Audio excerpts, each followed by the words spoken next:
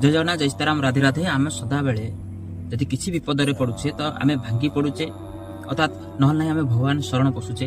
हे प्रभु आमर जो कौन असुविधा अच्छी ताकू निर्वारण कर ताकू रक्षा कर आमको हेतु तो तेणुक आम रक्षा भगवान पाखक जाऊे।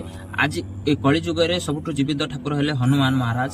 तो प्रत्येक असुविधा आम संकट मोचन को ध्यान करुचे। हे प्रभु संकट मोचन ए संकट आमको उद्धार कर।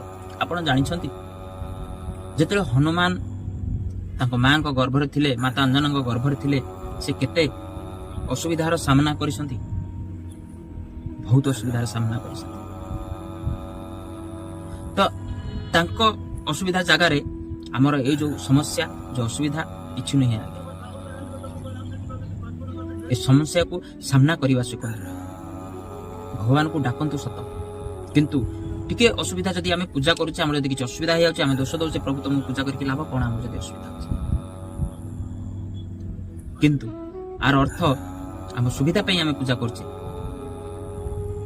आम स्वार्थ आम पूजा करचे सेमती मन में कहीं आशा रखु ना। निहाती भाव से जो अदृश्य शक्ति आपन को जो बाटे के हेले प्रोटेक्ट कर। जय जगन्नाथ जय सीताराम।